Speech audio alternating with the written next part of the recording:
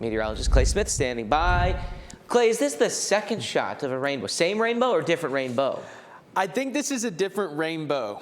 Maybe in the same general area. I don't know. In the United States, yeah. I agree. Yeah, I mean, in the Tennessee Valley, at least. Perfect. We had multiple rainbows here yesterday, and this was another good shot from Teresa Craig. You can see the double rainbow there. This was very vibrant. Again, we had some sunshine peeking out between those thick clouds. So if you got any shots of this rainbow, send it to us, whether at local3news.com. We'd love to feature you here on our morning show, but that system that brought the rain, the rainbow, the chill is now moving on out. The chill's here to stay, and we have a couple lingering sprinkles out there. Not going to be a big deal for your morning commute, but don't be surprised if you run into a few raindrops here and there, especially along the Cumberland Plateau. A lot of cloud cover sticking around today, and yes, temperatures are quite chilly. 40s across the board, no matter where you are, from Murphy all the way to Altamont here in the valley, also down into the 40s. Well, actually, Scottsboro at 50 degrees, but hey, you may drop into 40s in a minute. Here's a look at your highs. Once again, unseasonably cool. Our average high, upper 60s here in the valley. We're going to be in the mid 50s today, so another really cool day, and that's been the trend all week long. Now, taking a look at your highs the next week or so, we gradually warm into the 60s heading into a next week. Could be some patchy frost here in the valley Friday and Saturday morning as temperatures drop into the mid to upper 30s in our higher elevation communities. Pretty good chance could be some frost Friday through Sunday morning as temperatures drop well into the 30s. But it's that time of year again.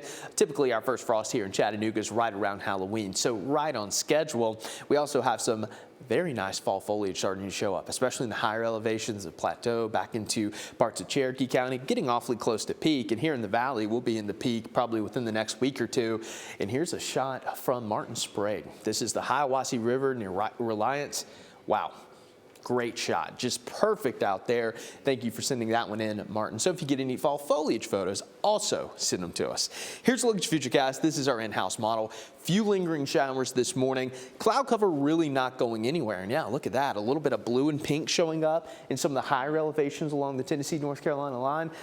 Possible they get a little bit of wintry precipitation. Again, that's mainly going to be for those mountains 4,000 feet and up, so really not going to impact any parts of our area.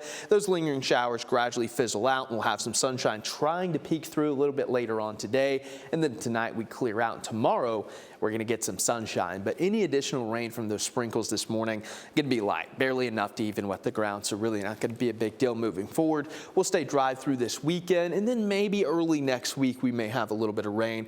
I'm talking mainly Monday, so we'll keep a close eye on that. But for now, I'm keeping those rain chances pretty low for your Monday. Remember, we do fall back Sunday at 2 a.m. It will actually be 1 a.m. So yes, you will be allotted 1 extra hour of sleep.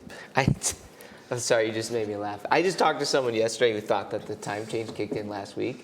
Oh. They were absolutely convinced, mainly because we are losing sunlight, right? Yeah, of but course. not that much yet. Yeah, that would be one straight week of it. That would make for a really confusing week. Yeah. Were they on time to everything? Yeah. That's what I kept wondering. I'm like, were you I mean, not? if you have an iPhone, though, to auto reset, so it's not like you have to manually do it. So. I said, were you not late for one thing?